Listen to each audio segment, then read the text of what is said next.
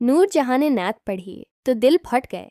रात का वक्त था। लाहौर रेडियो स्टेशन के बाहर सन्नाटा फैला हुआ था। कहानी वहीं से शुरू नहीं होती, मगर वहीं से रोशनी फूटती है। नूर जहां, जिसकी आवाज़ ने मोहब्बत, गम, वतन और औरत के दुख सबको गाया था, अब एक ऐसे लफ्ज़ के सामने खड़ी थी जो किसी फनकार की ज़िंदगी बदल देता है। मोहम्मद, वो लफ्ज़ जो लबों पर आते ही दिल की दुनिया बदल देता है, जिसके तलफ़ुज़ में रोशनी छिपी है और जिसकी तारीफ़ में आंसू बहते हैं। इस रात नूर जहां ने सिर्फ नात नहीं पढ़ी थी, इसने अकीदत का दरवाज़ा खोला था।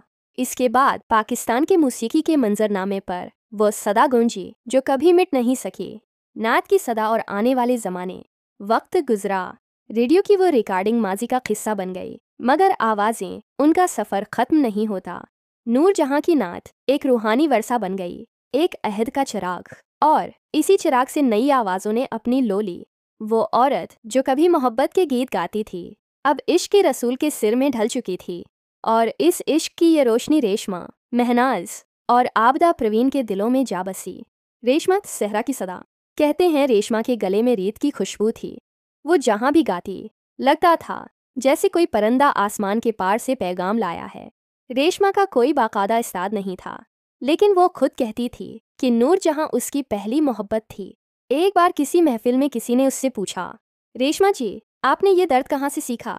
वो मुस्कुराई और बोली, नूर जहां दे नाता सुन के दिल विच कुछ हुआ सी, ओ दर्द आथे दाए।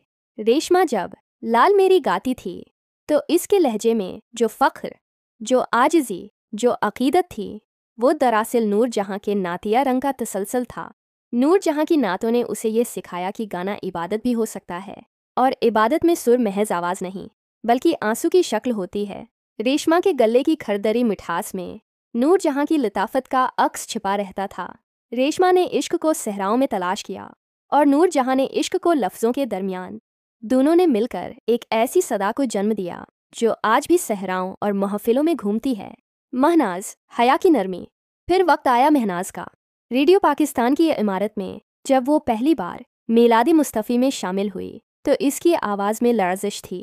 नूर जहां के साथ बचपन में मुलाकात का मंजर इसके जहन में ताज़ा था, जब नूर जहां ने उससे कहा था, बेटी, नात पढ़ते वक्त आवाज़ नहीं, दिल साफ रखना, बाकी सब खुद हो जाता है। ये जमला महनाज की ज़िंदगी का उसूल बन गया। महनाज की आवाज़ में नूर जहां की तरह का वही फिदा, वही शर्म, वही हया मौजूद थी। इसके लहजे में नरमी थी, लेकिन वो नरमी भी चीख बन जाती जब वो मुस्तफ़ी जाने रहमत पे लाखों सलाम पढ़ती। नूर जहां की नातों ने उसे सिखाया था कि गाना सिर्फ फ़न नहीं, बल्कि दुआ का एक रंग है, और महनाज ने ये दुआ हर सुर में छिपा दी। जब वो रिकॉर्डिंग स्टूडियो में दाखिल होती तो खामोशी छा जाती। वो कहती, ये आवाज़ मेरी नहीं, ये तो उनकी है, मैं तो सिर्फ दोहराती हूँ। नूर जहां का असर महनाज की सांसों में था, और जब इसने नात पढ़ी तो यूं लगा जैसे नूर जहां की रूह इसके लबों पर मुस्कुरा रही हो। आबदा परवीन, वजद की वादी।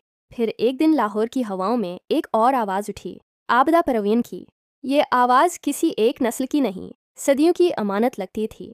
आबिदा की नातें, इसकी किवालियाँ, इसकी तस्बीहात, सब में नूर जहां की नातों का असर छिपा हुआ था। लेकिन आबदा ने उसे अपने